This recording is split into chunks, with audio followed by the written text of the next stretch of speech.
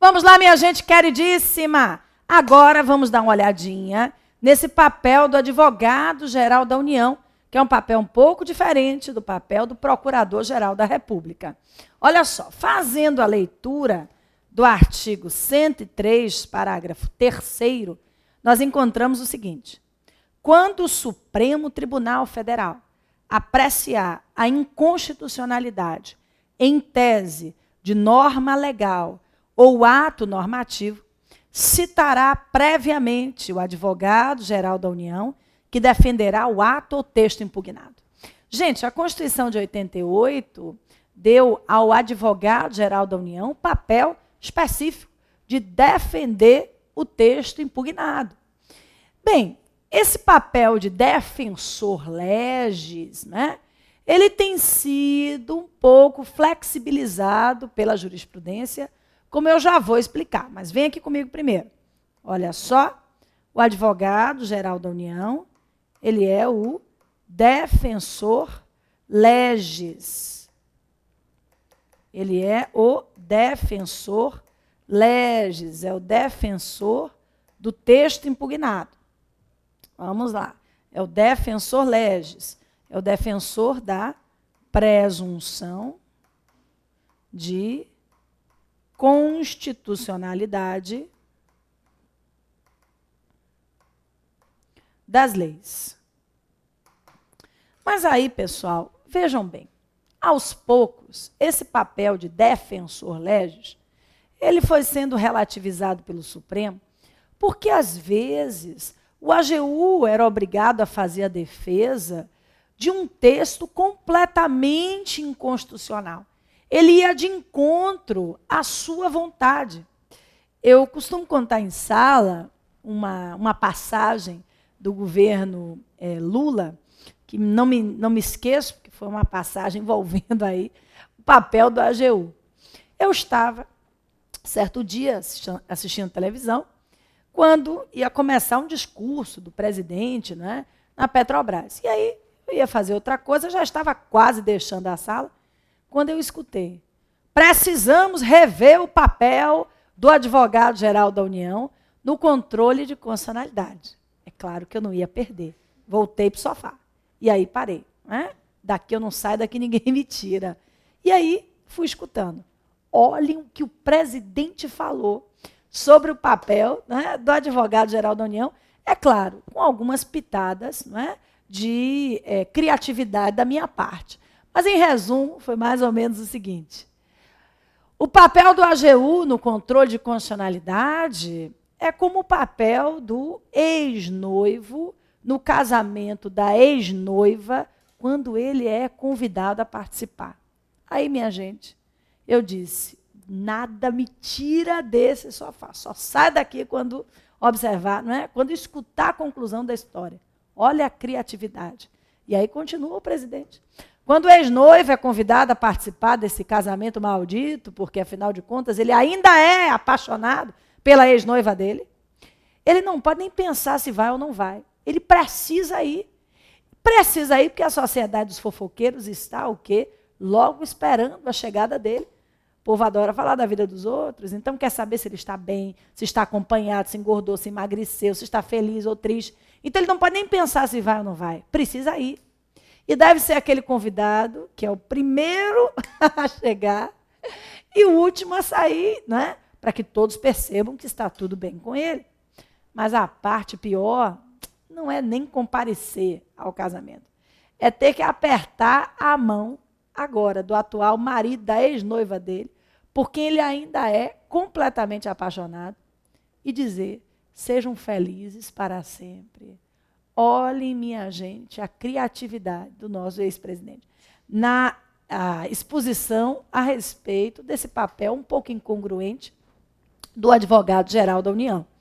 O advogado-geral não pode dizer que não vai, né, quando era chamado pela Constituição a comparecer. E mesmo querendo dizer não, ele era obrigado a dizer sim, como fez o ex-noivo lá no casamento da sua ex-noiva. Gente, prestem bastante atenção. O Supremo passou a relativizar essa atuação do AGU. Me acompanhe. Se o STF já, se o STF já decidir, já houver decidido, vamos colocar aqui, se o STF já declarou a inconstitucionalidade, se o STF já declarou a inconstitucionalidade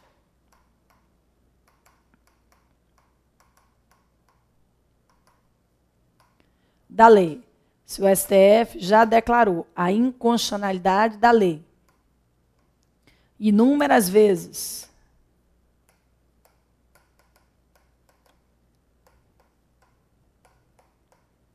no controle difuso, vamos lá, preste atenção, se o STF já declarou a inconstitucionalidade da lei, inúmeras vezes, no controle difuso, está dispensado de fazer a defesa do texto impugnado. Está dispensado de fazer a defesa do texto impugnado. Preste atenção. Flávia, não entendi não. Eu faço o que nessa prova? Você responda ao que lhe foi perguntado. Olha que ótima solução, que ótimo conselho.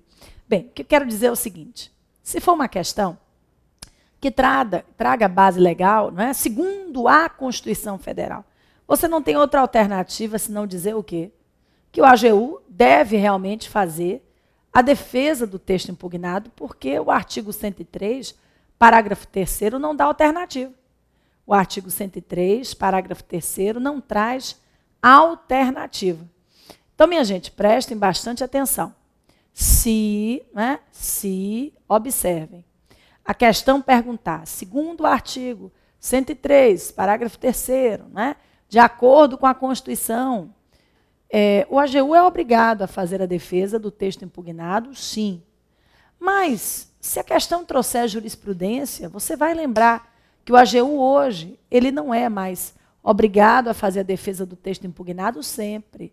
Afinal de contas, o Supremo já consignou o entendimento de que, se houver precedente da própria Corte pela inconstitucionalidade da lei no sistema difuso, o AGU ele está dispensado de fazer a defesa do texto impugnado.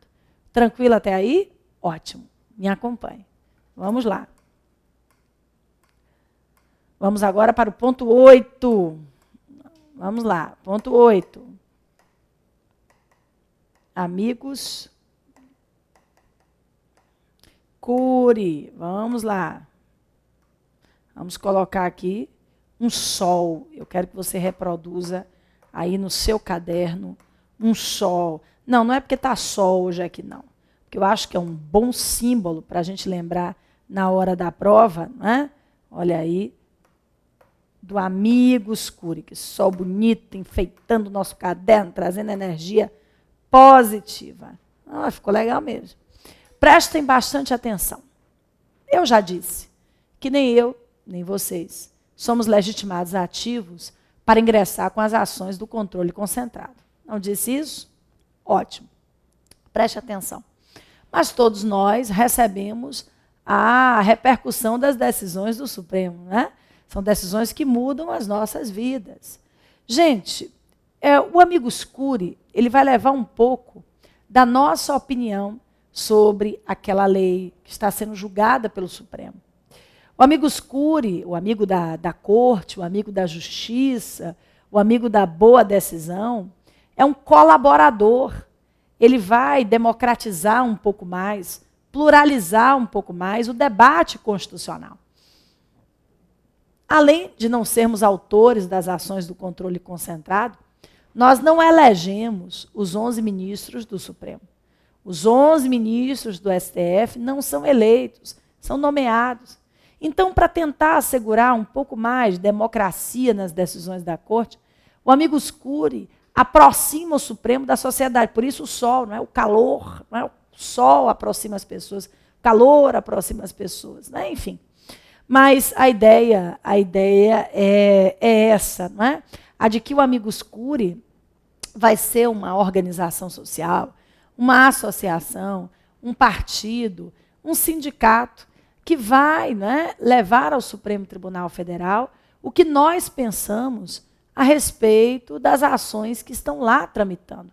Vamos escrever isso por partes? Me acompanhem.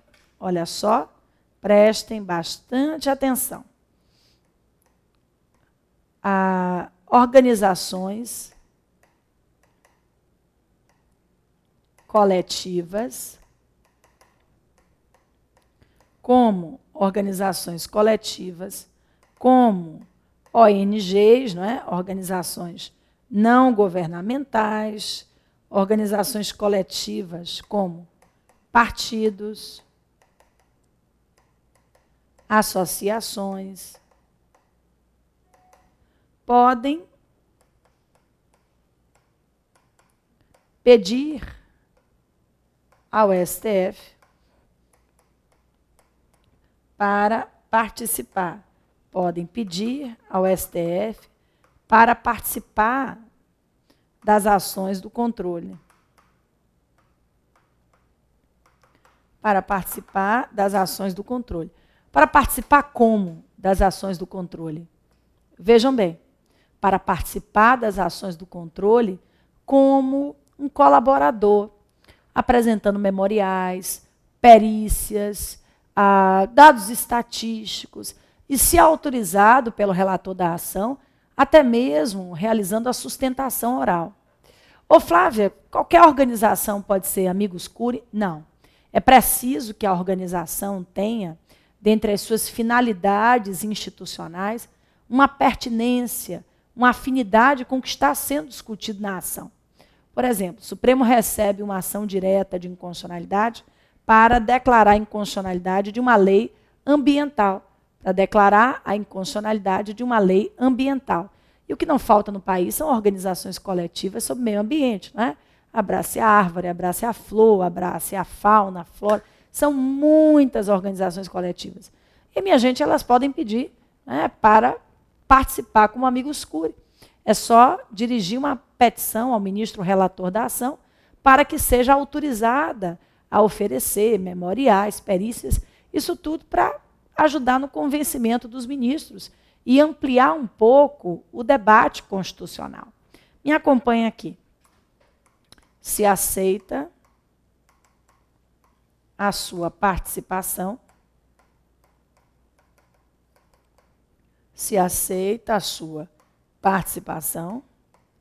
o Amigos Curiae poderá oferecer perícias. Se aceita a sua participação, o Amigos Curiae poderá oferecer perícias, memoriais e até mesmo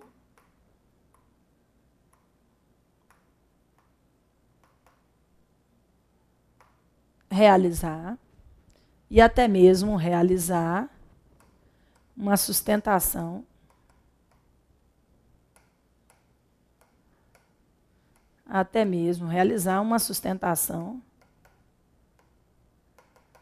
oral. Então, preste atenção. Se aceita a sua participação, o Amigos Curiae poderá oferecer perícias, memoriais e até mesmo realizar a sua sustentação oral. Não deixe de anotar que o Amigos Curiae, gente, poderá participar de todas as ações do controle concentrado de constitucionalidade. O Amigos Curiae, esse instrumento tão importante de legitimação social das decisões do Supremo, ele poderá participar de todas as ações do controle concentrado de constitucionalidade. Olha só, se aceita a sua participação, o Amigos Curiae poderá participar de todas as ações do controle concentrado, não é? Ele pode participar de todas elas, e aí, né, ele vai oferecer perícias, memoriais e até mesmo realizar uma sustentação oral. Tranquilo, minha turma queridíssima? Ótimo. Então, me acompanha aqui mais uma vez. Eu sei que você está aí me acompanhando. Vamos nós. Vamos que já está acabando. Força!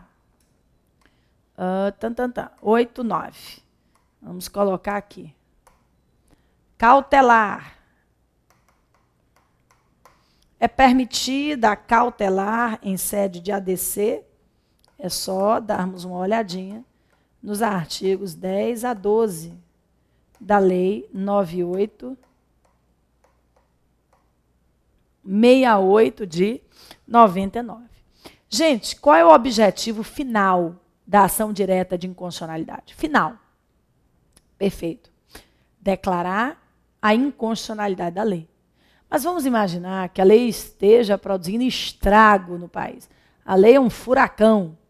Para suspender logo os seus efeitos jurídicos, até que haja uma decisão definitiva. É possível uma cautelar? Claro, né? Isso está presente nos artigos 10 a 12 da Lei 9868 de 99. Me acompanhe? Olha só. É possível a concessão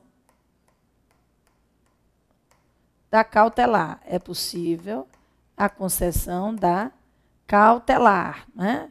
Que vai suspender a norma.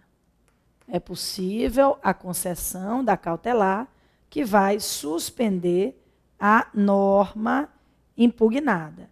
Perfeito. Essa decisão, ela vai produzir efeitos erga omnes para toda a sociedade. A concessão da cautelar na ADI vai suspender a norma para toda a sociedade.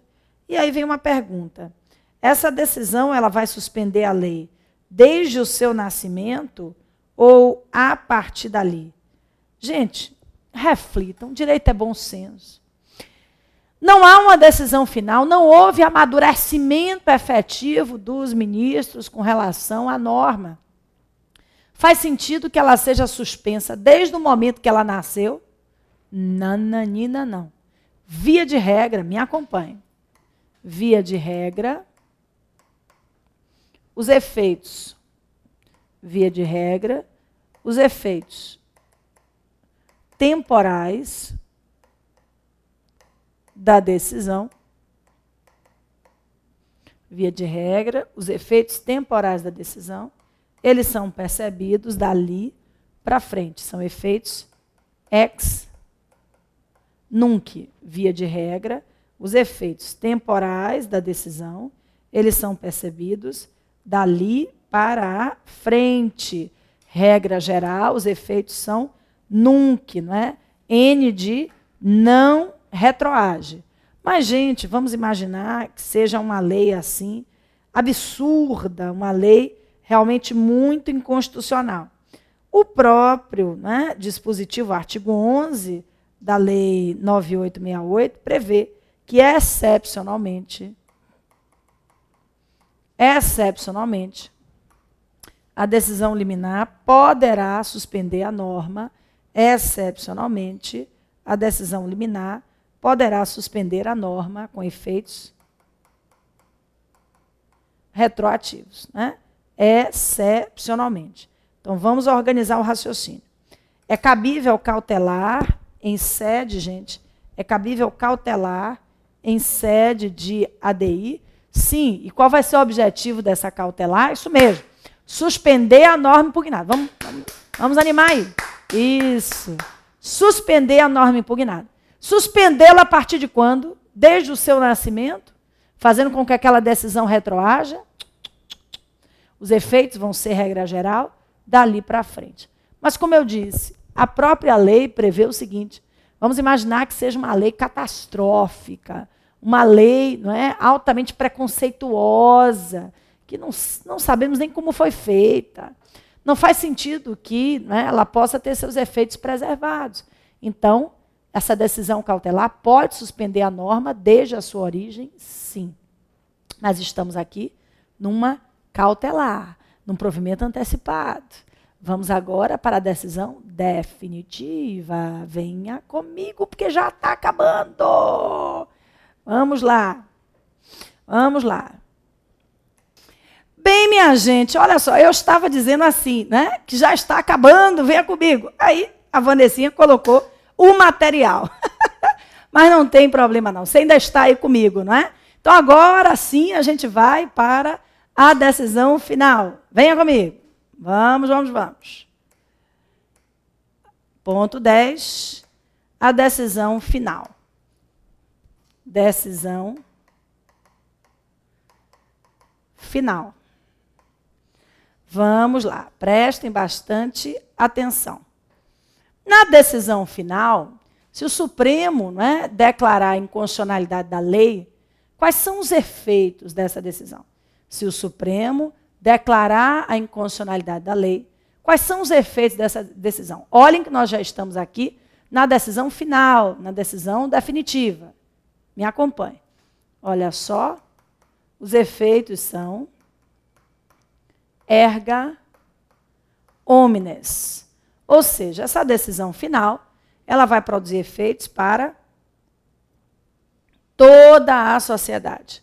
Essa decisão final vai produzir efeitos para toda a sociedade.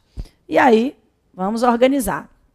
O artigo 102, parágrafo 2º, ainda diz, da Constituição aqui, ainda diz que os efeitos serão vinculantes. Os efeitos serão vinculantes para todos os órgãos do Poder Judiciário e a administração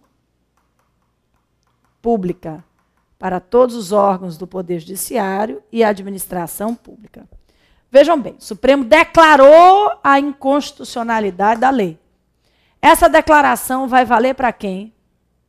Para todas as pessoas. E aí, minha gente, além disso, essa decisão ela vai vincular, ela vai obrigar todos os órgãos do Poder Judiciário e da administração pública. A lei de hoje é declarada inconstitucional. Pode amanhã o Poder Judiciário, o Tribunal de Justiça do Paraná, continuar aplicando essa lei? Pode um juiz lá de Pernambuco continuar aplicando essa lei declarada inconstitucional? Não pode, porque o Supremo já declarou a sua inconstitucionalidade. E essa decisão, ela vincula, ela obriga os órgãos da administração e também o Poder Judiciário. É aqui, minha gente, que há uma posição efetiva sobre a norma e, no sistema difuso, os juízes e tribunais precisarão seguir a orientação do Supremo Tribunal Federal. Mas tem mais, me acompanhe. Os efeitos vinculantes,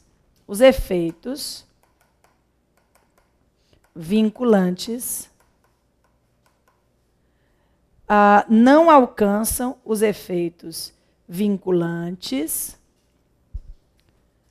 não atingem, os efeitos vinculantes não atingem o poder legislativo na sua função legiferante, na sua função de legislar. Olha só, os efeitos vinculantes não atingem o poder legislativo na sua função legiferante. Função legiferante é a função de legislar. E por que não atingem? Minha turma, observem. O princípio da separação de poderes não permite que isso aconteça. Fora que isso traria um eventual engessamento no país. Uma lei hoje inconstitucional pode ser daqui a uns anos importante. Sabe-se lá, nós não temos o futuro normativo, não é? Nem podemos ter certeza do destino do país nos próximos anos. Então, veja bem, em nome do princípio da separação de poderes, da própria segurança jurídica, o legislativo não fica vinculado à decisão do Supremo. E o que é que eu quero dizer com isso? Pode. O legislador pode elaborar uma lei, com idêntico teor a que foi, né, declarada inconstitucional pelo Supremo. O legislativo pode elaborar uma lei com idêntico teor a que foi declarada inconstitucional pelo Supremo. Tranquilo, minha gente? Até aí, tudo funcionando? Ótimo. Vamos nós, continuando. Tem mais. Em regra geral, os efeitos são ex tunc, reflitam. Quando o Supremo declara, agora a decisão final, eu não estou na cautelar não, é a decisão final. Quando o Supremo declara a inconstitucionalidade da lei, o Supremo declara que a lei é nula, ela nunca deveria ter existido, quiçá produzido um dia de efeito jurídico. Então, em regra geral, a lei declarada inconstitucional, ela vai produzir efeitos retroativos. Ou seja, nenhuma relação jurídica que tenha sido realizada com base na lei, ela vai ter alguma serventia no país, não é? Então, minha turma, essa é a regra geral. De uma decisão final, a lei é declarada inconstitucional desde a sua origem. Mas aí eu quero que você preste bastante atenção no exemplo que eu vou lhe dar. E o que eu vou falar agora caiu no 8º exame de ordem. Na primeira fase do 8º exame de ordem. Preste atenção. Vamos imaginar uma lei tributária. Vamos lá na seara da Prof. Jô, né? Minha amiga querida de tributária. Preste atenção. Vamos imaginar o seguinte, que o Supremo receba uma lei, não é, numa ação direta de inconstitucionalidade, que instituiu um novo tributo. E essa lei, até ser declarada inconstitucional pelo Supremo, ela produziu 10 anos de efeitos jurídicos. Porque não é tudo muito rápido, né? A lei não é feita hoje, declarada inconstitucional amanhã. Essas decisões demoram, às vezes, anos, décadas, para sair. Então, minha turma, o Supremo recebe uma ação direta de inconstitucionalidade, que tem como objeto uma lei tributária, que produziu 10 anos antes de ser declarada inconstitucional. Minha turma, nós vivemos num Estado que gosta de arrecadar, arrecadar, arrecadar, e não de devolver, devolver, devolver. Se o Supremo diz que essa lei é inconstitucional, com efeitos retroativos, significa dizer o quê? Que todo contribuinte que pagou o tributo agora vai poder entrar com ação na justiça e recuperar o que foi pago indevidamente com juros e correção monetária. Aí, minha turma, reflitam. O que o Supremo pode fazer? Me acompanha aqui. O artigo 27 da Lei 9868, de 99, traz o Instituto da Modulação Temporal dos Efeitos da Sentença. Ou seja, em nome do interesse público e da segurança jurídica, porque, afinal de contas, esses 10 anos de contribuição já foram para a saúde, para a educação, para a melhoria de vida do povo brasileiro. Esse dinheiro já foi destinado para as vias corretas. Como fazer com que o Estado devolva isso tudo? Aí, minha turma, o que o Supremo pode fazer? Declarar a inconstitucionalidade sem pronunciar a nulidade da norma. O Supremo pode dizer que, apesar de inconstitucional, a lei só vai deixar de produzir seus efeitos a partir dali. Efeitos ex nunc. Ou a partir de quando a Corte achar que a lei deve deixar de produzir os seus efeitos. Venha comigo. Essa modulação temporal que caiu na primeira fase do 8º exame, ela indica o seguinte, que os efeitos da declaração de inconstitucionalidade podem ser ex nunc ou ainda pro futuro ou prospectivos. Pro futuro ou prospectivos. O Supremo pode dizer que a lei é inconstitucional e vai deixar de produzir efeitos a partir da sentença, que são os efeitos ex nunc, ou a partir de quando a Corte achar. Daqui a 10 anos, daqui a 15... Não, 10 anos não, desculpe. Aí seria demais. Daqui a alguns meses, daqui a alguns dias, daqui a poucos anos, né? 10 anos é muita coisa. Mas, enfim, não há limite. O Supremo, diante daquele caso oferecido, pode decidir que a lei é inconstitucional e que os efeitos dessa inconstitucionalidade serão percebidos daqui a um tempo. São os efeitos pró-futuro ou prospectivos. Minha turma querida, como estamos aí de controle de constitucionalidade? Eu espero que bem, viu? Porque é uma matéria importante. Qualquer dúvida, venha, me pergunte pela sua mensagem, estou aqui para isso. Aliás, estamos todos nós aqui do Complexo justamente à sua disposição, né? Para que a gente possa compartilhar juntos a felicidade aí da carteirinha que vai chegar muito em breve. Gente, me despeço de vocês aqui agora, na próxima aula ainda vou falar de ADC, ADO, ADPF, tem muita coisa pela frente. Fiquem com Deus, bons estudos, né? E até o próximo encontro.